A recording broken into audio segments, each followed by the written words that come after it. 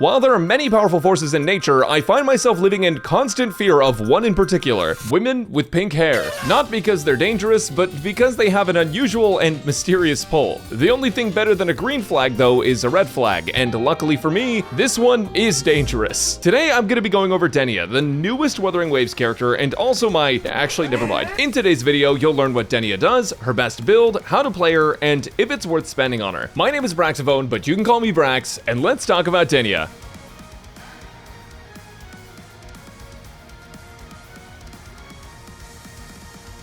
Okay, so when I said I wanted more depth in gacha games, this is not what I meant. Denia is likely the most complicated character in all of Wuthering Waves, which is fitting for her complicated emotions. She's not really difficult to play, she just does a lot of stuff, and trying to understand it is pretty much a waste of your time if you're not a hardcore player who's dripping sweat on their desk doing a blindfolded dungeon solo with their toes only. So what makes her complicated? Well, most of it is all that text jargon like stagecraft, breakdown, entropy shift, conformal charge, void particle, dark horse, erosion. And that's without mentioning the fact that she has 4 resonance liberation effects and 4 skill effects, as well as fusion burst and tune strain modes.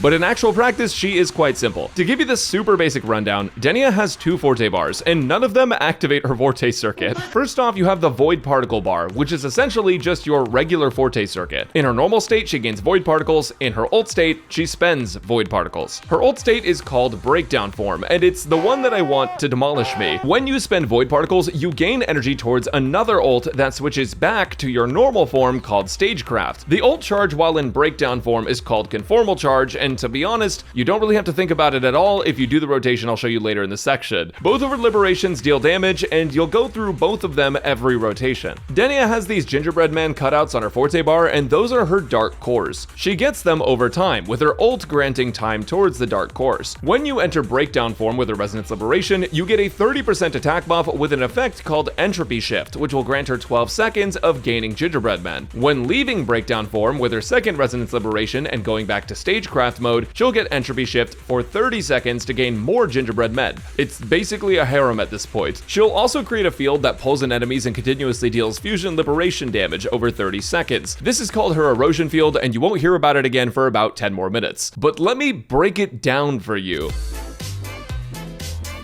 And by that, I mean, let's go back to her breakdown mode for a second. Breakdown mode is where she's going to be actually spending gingerbread cookies, as her skill has a 2-piece combo. Without dark cores, she just does a skill, but with dark cores, she does an enhanced skill that deals damage and combos into a second skill that spends all of her dark cores and increases the multiplier of that skill by a significant amount. In her ult form, she also gets a new basic attack sequence, and all of her damage is considered resonance liberation damage. Her skills outside of her ult and her skills in her ult when she doesn't have dark cores just dish out damage and gain energy, but both of those skills will pull in enemies. God, I wish that were me. Having gone over basically her entire combat kit now, I can tell you about the actually complicated stuff. First off, she has 2 passives like everyone else, but due to her being able to be a tune strain or fusion burst support, she actually has multiple different bonuses within her passives. In fusion burst, everyone in the team gains 30% fusion damage when in entropy shift, and in tune strain mode, everyone in your team gets their tune break boosted by 10. The second half of the tune strain mode effect is ridiculous though, because by increasing off-tune buildup with other characters or passives, every 10% past 100% gets another 8 up to 40 tune break boost. So with Mornier, you can get 50 tune break boost, which is nuts for overall damage output. Speaking of tune break, when you're in strain mode, you also inflict tune strain shifting whenever you use basically any part of her kit to deal damage. But the cool thing about it is that you can basically use GameShark cheat codes to instantly make the enemy take 50% off tune level, making their next tune break much faster. This happens once every 5 minutes, but it accelerates clears in endgame, though I'm not sure why you would want Denia on screen less than she already is. Her other passive is a pretty simple one. It gives her up to 2 dark cores and 20 void particles if she doesn't have any when combat starts. And lastly, her outro skill is a very powerful support tool for 2 characters. When in fusion burst mode, her outro skill amplifies fusion burst damage by 60% near the active character, which massively increases Imeth's damage. In tune strain mode, the next character gains 15% all damage amp, and if they inflict shifting, they get 40% amp instead. This is perfect for Luke. But let's be real, most of you guys don't care about this stuff, and I can feel myself blacking out after reading all of it, so let me just tell you how to actually play her, where I'll also go over her intro skill.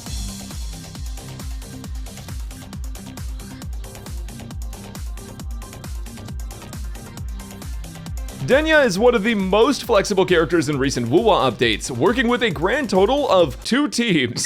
There are just not enough Fusion Burst and Toon Strain characters to have much flexibility yet, but with that said, she works with fan favorites like Lupa, Luke, and Imeth, so at least there's that. My personal favorite team is the Toon Strain mode Luke team, with Mornier, Denia, and Luke. To be honest, this team without Mornier is buns, but the endgame in WUWA is easy enough to do it asleep, so it's probably fine. This team works because Luke gets a bunch of Toon Strain buffs, and Mornier is able to giga buff your Toon Break effects and damage. And of course, with Mornier, your entire team's able to get up to a 50 Toon Break boost from Denia's effects alone. Either way, in this rotation, the goal is to get Mornier's on-field stuff done, then outro skill into Denia's intro. Her intro will allow you to instantly combo into basic attack form in Stagecraft form, or instantly grant an entropy shift effect for 12 seconds. You'll basically only be using her in Stagecraft during her intro, so to get the most damage out and activate all of her effects, you want to do intro skill into basic attack 4, skill, and then use her liberation. Then, once you're in breakdown form, basic 1, 2, 3, and 4, skill twice, and then use her liberation again. Then outro, and you're good. You can also interrupt your basic combo if needed with dodges, and it will still work if you do basic 1-2 dodge basic 1-2. This rotation basically always works, except when it doesn't. In this Fusion Burst mode team with Imeth, you can play Chisa, Denia, and Imeth. Chisa will be your healer, Fusion Burst stack increaser and overall buffer, and Imeth will be your main damage dealer with support from Denia. This one uses the same rotation as above, gaining outro on Chisa and then following this list. But you can also play the Fusion Girls with Lupa, having Lupa in the second slot in the rotation and using the Moonlit Clouds Echo set to buff Imeth. If you do it this way, the rotation is different for the very start, since Denia will start on the field and need to farm her outro skill. You'll need to basic 1, skill, basic 1, 2, 3, and 4, then use her liberation, basic 1, 2, 3, and 4, skill twice, and liberation again. After that, whenever Denia is on field again, it'll be the previous rotation listed above. It just takes a little bit extra time when she's not coming in, benefiting from intros and outro skills in the very first rotation. As for other teams, maybe and hopefully there will be some synergy with future characters, but for now, this is kind of it. Overall though, I'm happy with their teams because I get to play basically everyone who's hot. Based on your teams though, you'll need to change your echo set, so let's go over those next.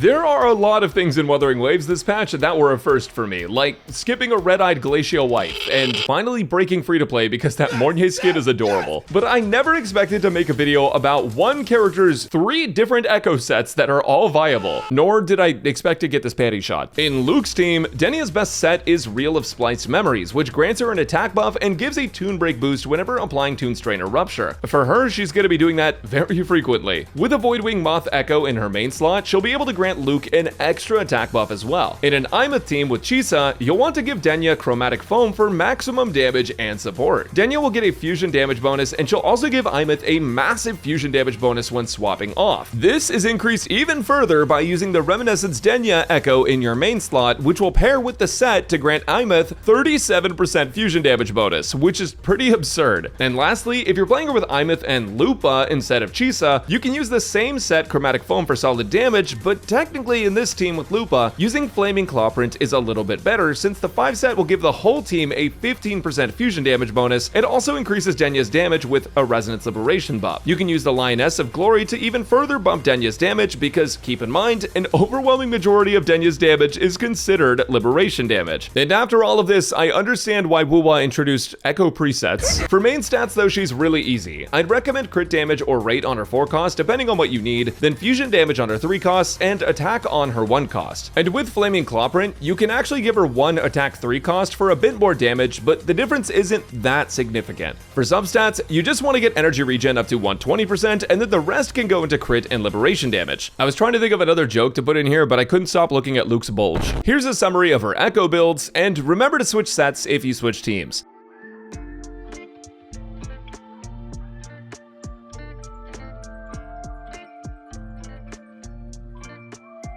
Now, as for weapons, Denia's got a bunch of different options. If looks could kill, Denia's best weapon would be free to play. Unfortunately though, we're not that lucky, and her best weapon is a paywalled signature weapon. Forged Dwarf Star is a rectifier that increases attack and resonance liberation damage. The buffs are pretty significant, and with a 36% crit rate main stat, it is really strong. If you have any of the other premium rectifiers, those can work pretty well too, like Lethier Elegy or String Master, which have their own crit main stats as well. If you're playing her with Luke, you can use this one, which I couldn't stop reading as Boston Astrolab, which they probably have at MIT. This weapon is available to everyone on the standard banner if you are willing to aim for it, and it basically just increases her damage. Cosmic Ripples works on both Luke and Ima teams since it's got an attack main stat and a decent base attack. Now, if you don't have many 5-star options, if you do have Augment at R5, it works really well in either team for the crit rate buff and for the attack buff when using her Liberation. But in Ima team specifically, the free-to-play craftable Waltz and Masquerade gets really solid value because Fusion Burst is a negative status effect, meaning you can actually use the weapon to its fullest potential. And honestly, the last thing I'd go for is Jinzhou Keeper, but it is an option if you have literally nothing else. That was a lot of different qualifiers, so I'd recommend just looking at this chart so your brain doesn't turn into literal butter.